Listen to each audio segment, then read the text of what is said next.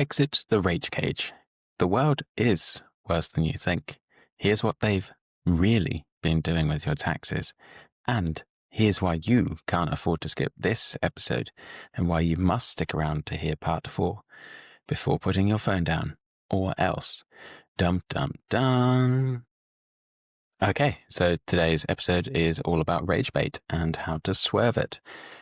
So as we know, 2025 is coming to its end, and as they do every year, the Oxford English Dictionary have published their word of the year, and it's an absolute humdinger, Ragebait. It's gloriously ironic and terribly intelligent that they should choose a 2-word phrase as their word of the year. Surely this was a deliberate act of Ragebait, because one hopes and prays that the power brokers at the Oxford English Dictionary could not be so silly as to select a 2-word phrase as their word of the year. Whilst this episode is all about sharing a route map to less rage, fear and anxiety, which we will come to shortly, let me just wrap up my thoughts on the Oxford English Dictionary picking Ragebait. Firstly, this is actually the second time in 2 years that they've picked 2 words as their word of the year. Last year, the quote-unquote word of the year was brain rot, or mental decline stemming from excessive screen time. On the one hand, the good people of the OED do seem to have their collective finger on the pulse of online culture. On the other, it seems they are suffering from brain rot and deliberately engaged in the process of Ragebait to drive attention. This is the fundamental principle that drives this entire episode. Rage happens to be good for attention, and what we give our attention to matters a lot to those that retain us and monetize our eyeballs, earholes, and emotions through targeted ads and continued subscriptions. If rage was an ineffective tool for garnering attention and holding it, or retention, we would not be where we are. Where we are is, as far as I see it, a dramatic confluence or meeting point of us allowing ourselves to be turned into an atomized collective of 8 billion strangers or individuals whose understanding of one another is dictated to us through algorithms that reward A, the most extreme form of content, and B, the most evocative of negative emotions. To illustrate this, consider the following examples. 1. The most extreme content. For this, we will pick a safe example and an unsafe one. First, the safe example. This is the absurd arms race happening in the cuteness of ones.Online, where once anyone could upload a photo of their collie or Labrador being adorable to Instagram or a video to YouTube and stand a reasonable chance of virality. Nowadays, online celebrity dogs have become a reality distortion of what it is to be a dog through selective breeding of ever cuter features, extremely involved makeovers, staged photo shoots, and all manner of expensively and elaborately assembled costumes, and even a little surgery. This process of growing numb to that which previously excited us and seeking ever more exaggerated forms of it, in this case cuteness, is called hedonistic drift.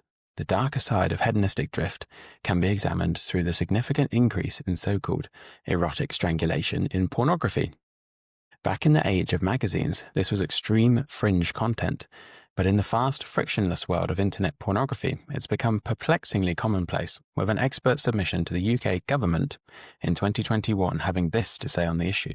One of the earliest studies of porn content in the 1980s has no reference to erotic strangulation at all, despite an extensive list of aggressive acts being investigated.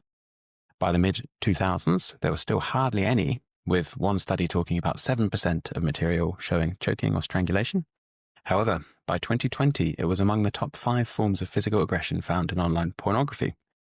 It's now so ubiquitous that exact statistics are difficult, as it's not always labelled as choking strangulation as is standard practice. The consequences of this are truly tragic, and every incidence of death or injury by strangulation is something we should all wish to prevent. This is hedonistic drift at its very most awful. However, we must remind ourselves that it's also prevalent throughout the rest of the internet, not just cute dog videos and pornography, and it leads us to understand the world through only its most extreme forms. The other part of the Ragebait equation is this.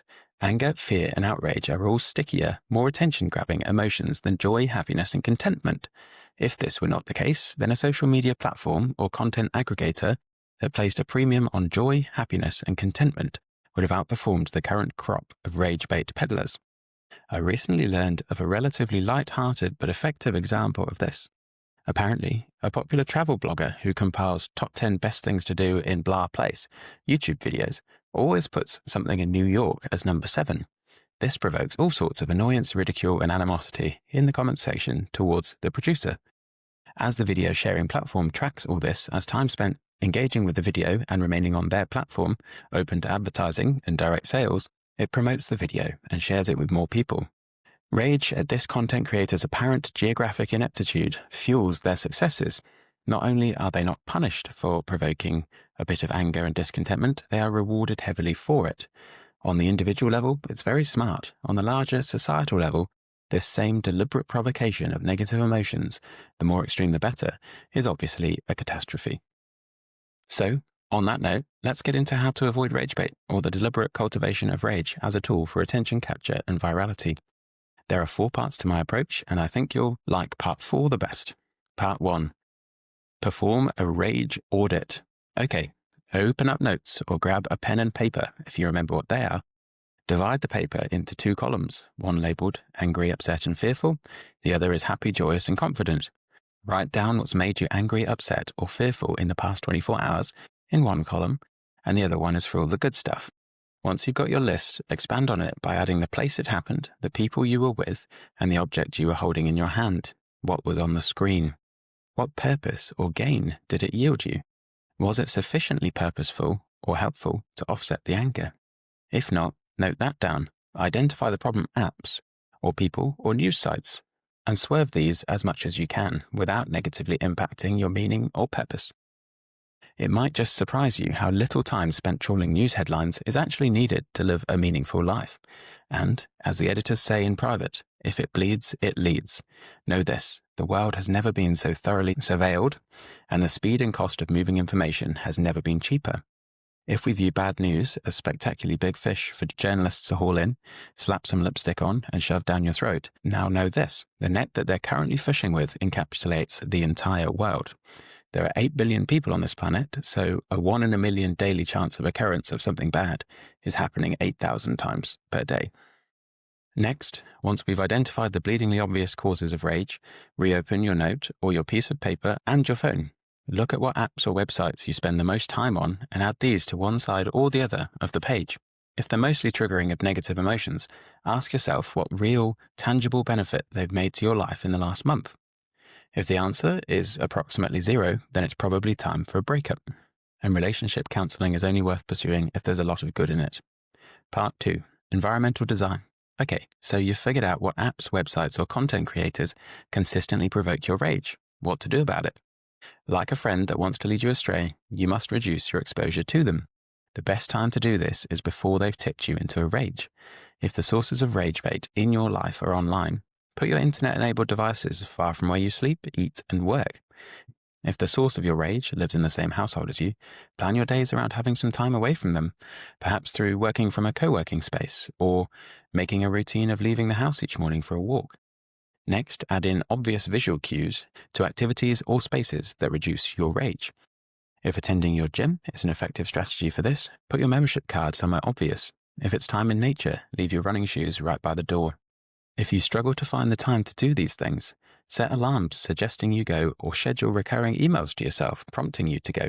At designated times, you know you're free to do these activities. That's shaping our physical environment. The next step is to shape our virtual one. Open your phone and cull apps that are highly triggering. Add a website blocking app to your chosen web browser and block the ones that trigger you but you cannot trust yourself to walk away from. Then, another level up or down, we have the process of blocking or following accounts that cause or do not cause lots of rage. A couple of simple ways of doing this. Look for the capitalization of inflammatory or accusatory words in titles, and check thumbnails for images of facial reactions displaying shock, horror, and disgust. If the content contains one or both of these things, then it's likely going to be, to some extent, deliberately designed to bait your rage. Part 3. Own your rage. Ragebait is simply someone else's attempt to make you feel a certain way with external prompts. Take ownership and become the sovereign governor of your own emotions. Anger is not inevitable or essential. In fact, how often does it help you achieve a useful outcome? How much do you respect others who lose their cool easily and fly off the handle? What do you think of them after the fact? Probably you find them difficult to be around, unpleasant company, and not someone worthy of your respect. Now, you owe it to yourself to become someone you respect. The best, most tried and tested way of doing this is to repeatedly do the things that you respect and repeatedly avoid doing the things that you do not respect, or build a body of evidence that you are who you say you are. If you categorize rage as something unworthy of respect, and mostly or all within the control of the individual displaying or not displaying rage, then you must seek to earn your own respect through either not becoming filled with rage, or acting respectfully even when filled with rage, and figuring out healthy ways of letting go of it. This might take the form of recognizing early situations that provoke your rage, extricating yourself, and proceeding straight to whatever activity it is that you need to perform to regain your calm and composure. To this point, when was the last time your rage enabled you to make good decisions to effectively remove the source of Ragebait from your life? Surely it's much more effective to make cool-headed, logical decisions on this front, rather than rage-fueled reactionary ones. Here, as Captain Jack Sparrow teaches us in the prophetic Pirates of the Caribbean, the problem is not the problem. Your attitude to the problem is the problem. More specifically, a rage-driven solution to any of the real or imagined problems that the internet insists on showing you are likely to be less effective than a cool, calm, calculated, data-driven approach. Another way of conceptualizing this is how ex-CIA chief negotiator Chris Voss talks about using anger or shouting as a one-off trump card of strategic umbrage. Within any relationship, you get to use anger or shouting to get your way precisely once, and it will put you at a significant disadvantage in all future encounters because the person that you used anger, or rage in this case, against to get what you want will hold it against you in future, because they'll simply not enjoy being around you so much. Part 4. Shower the good stuff with what is valuable. Unfortunately, as we've mentioned, what is valuable to the social media and news aggregators and other websites online is your attention and engagement. If you want the algorithms that steer your attention and focus to make you feel enjoyable emotions rather than dark ones, show them that this is really the way to retain your attention. As the prophet or pariah, Elon Musk, summed it up when he said that the problem with online anonymity is that it reduces the cost of being an asshole to approximately zero. Now, this mostly explains why comment sections are meaner than the people you meet in real life seem to be. However, this is not an immutable law of the internet. If you reward the good guys, those that make you feel something worth feeling or teach you something worth knowing, and shower them with what the YouTube, Facebook, or TikTok algorithms want to see, your attention and retention on the app, then you'll see more of the good guys. The most obvious form of this would be watching good stuff all the way through, liking it, and leaving a positive, upbeat comment. Why? Because the internet has also reduced the cost of being a decent guy or girl that's supportive and generous to others to approximately zero. Training your algorithms to show you nice things is a double win. Putting out nice stuff into the online domain makes it a nicer place for the rest of us and reassures you that not everyone hidden behind their keyboard is a nasty piece of work. Consider, for example, you fine specimen, you. And that's it for today's episode, all about how to dodge Ragebait online. If you have been, thank you for listening. See you soon, and until then, be well and do good.